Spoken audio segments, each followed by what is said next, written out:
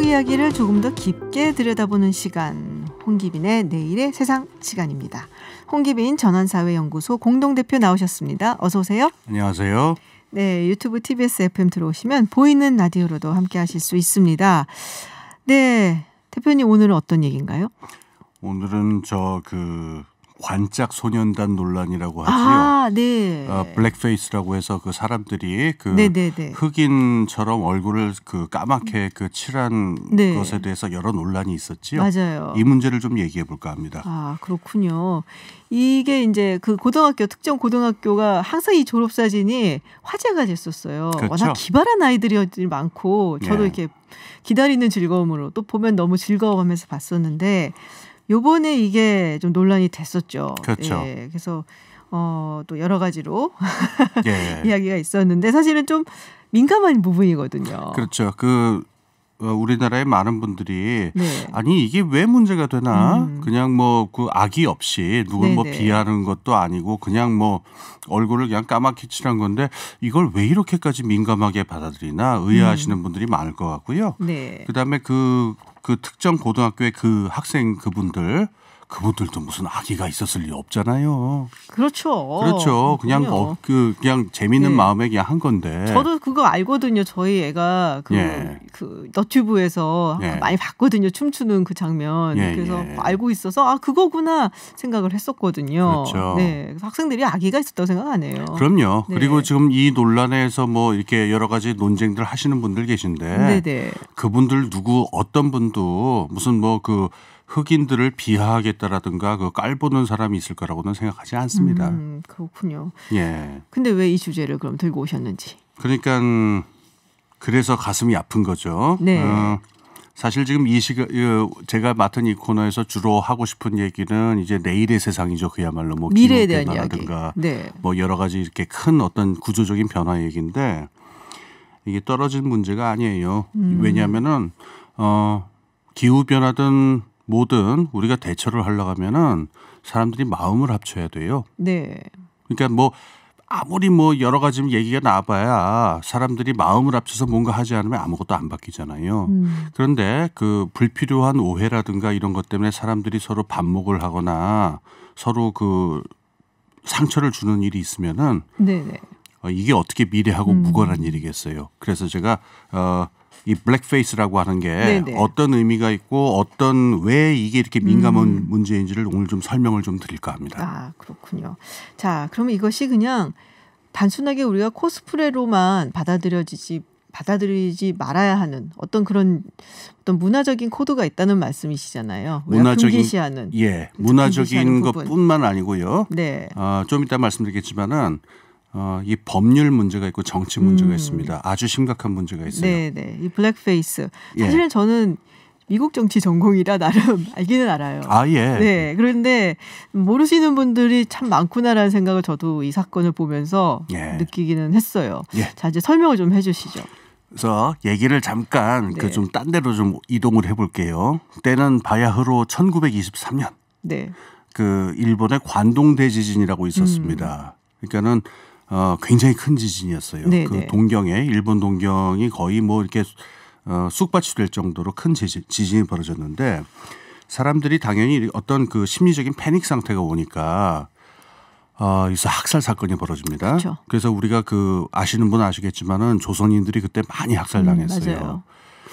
그래서 얼마 전까지는 이게 요때 한 달이 안 되는 기간 동안에 학살당한 사람의 숫자가 한 6천 명 이렇게 보통 알고 있었는데 네네. 2010년대 들어와 가지고는 다른 자료들이 발굴이 되면서 이게 한 3만 명에 육박한다. 그러니까 굉장히 큰 학살 사건이 벌어졌다. 조선인들에 네. 대해서 이런 일이 있었습니다. 그런데 여기서 역사 기록을 보면은 정말 안타깝고 괴로운 일이 있는데 조선 사람들하고 일본 사람들하고 생긴 게 그렇게 구별하기 쉽지 않잖아요. 그렇죠. 그러니까 이 조선 사람들을 죽이려고 색출하려고 하는 일본 사람들이 뭘 시켰느냐. 일본 말을 발음을 해봐라 이런 걸 시켰어요. 그래서 15엔 50전 이런 것도 있는데 네네. 그중 하나가 쯔즈모토라는 말이 있어요. 쯔즈모토. 이게 이제 교과서를 우리가 독본 이렇게 한자로 네네. 쓰잖아요.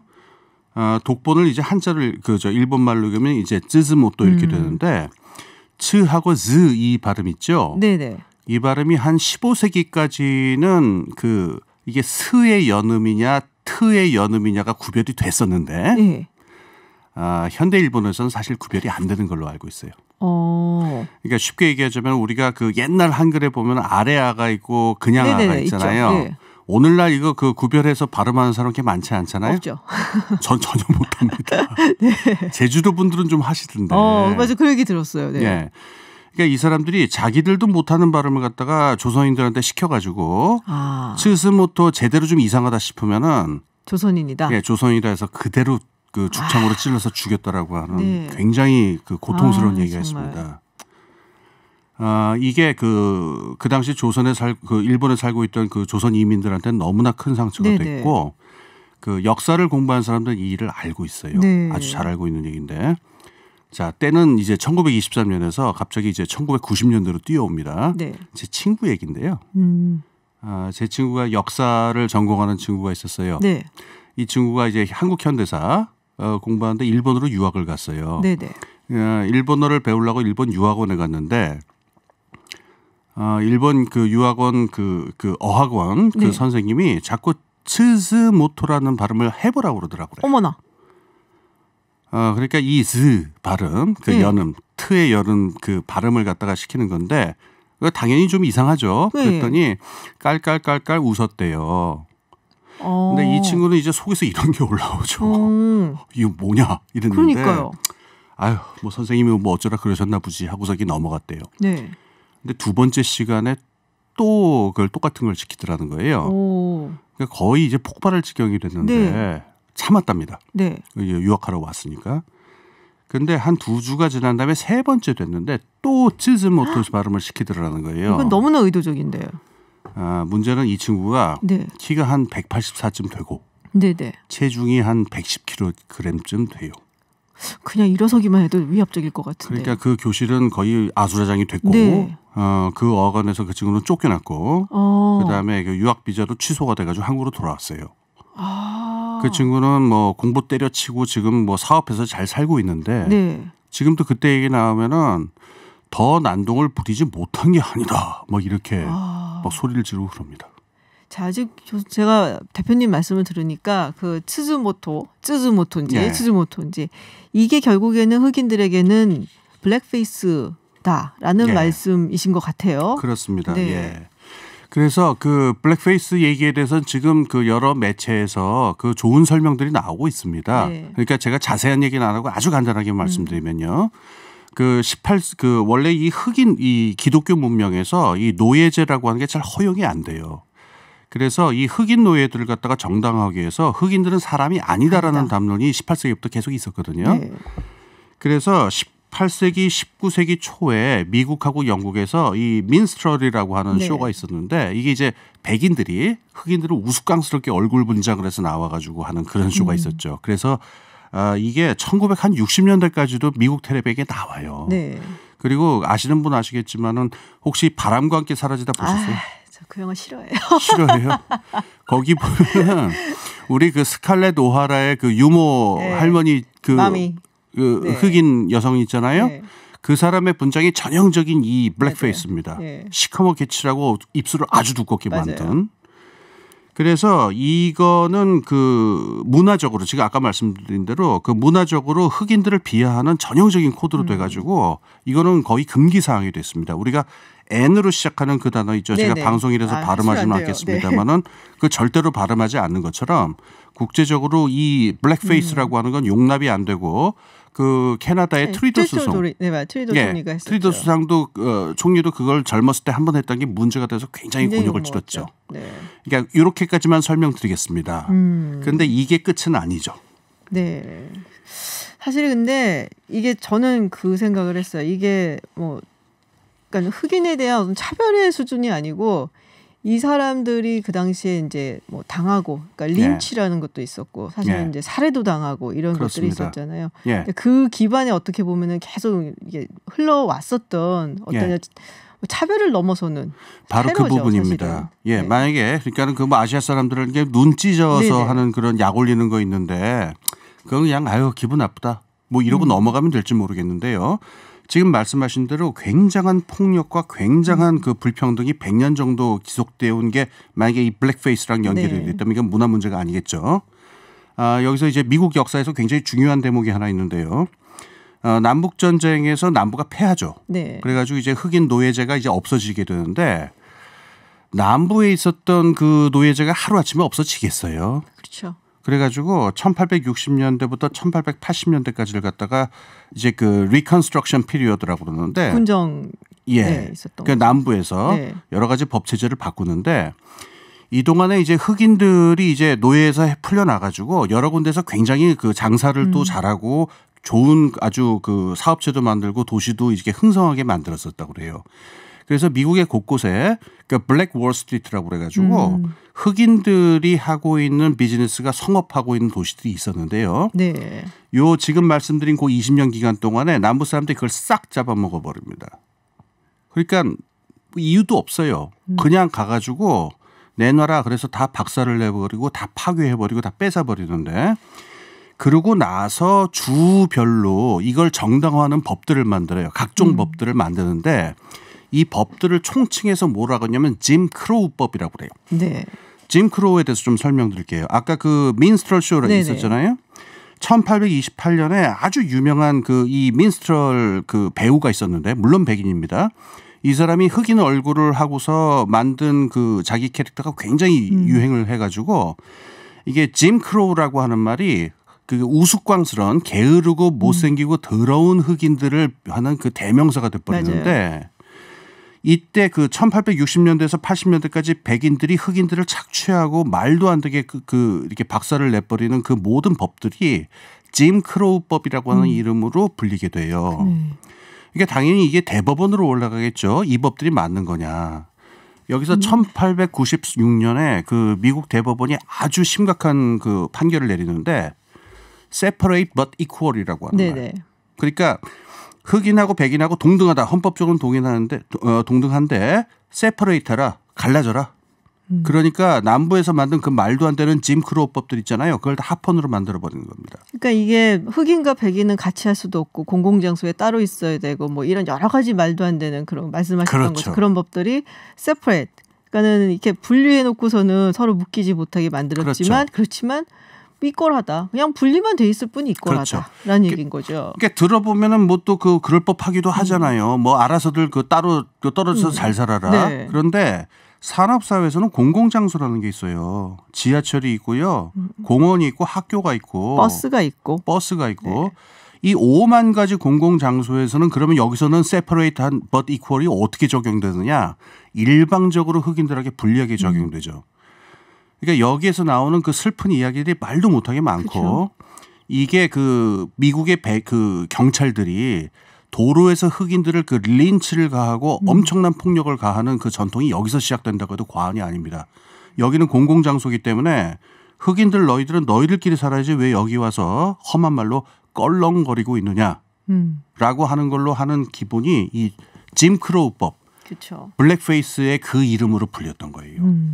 네, 그 되게 유명한 게 사실은 이제 뭐 지금도 찾아보면 사진이 나오는데 당시에 그게 굉장히 컸어요. 특히 흑인 남성이 백인 여성을 껄떡거린다 한마디로. 그렇죠. 예, 그래서 추행을 하려고 한다. 그래서 뒤집어 씌워갖고 살해를 해서 나무에 매달아 놓는 일들 이런 게 굉장히 많았어요. 저희 그 마눌님께서 허락하신 제 애인이 한 사람이 있는데 그 빌리 할러데이라는 그 흑인 여가수가 있어요.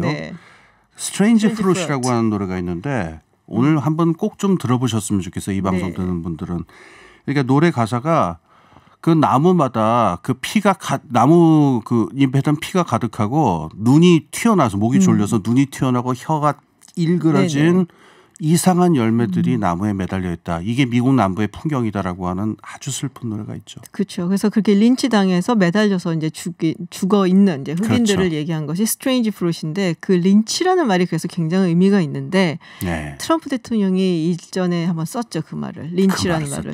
그래갖고 이게 난리가 났었는데 그런 이제 역사를 사실을 모르면은 뭐 린치 우리가 보통 때린다라고만 알고 있는데 그게 뭐가 그렇게 중요한 거지? 라고 생각을 할 수도 있지만 사실은 굉장히 의미가 있는 말이다라고 할 수가 있는데요.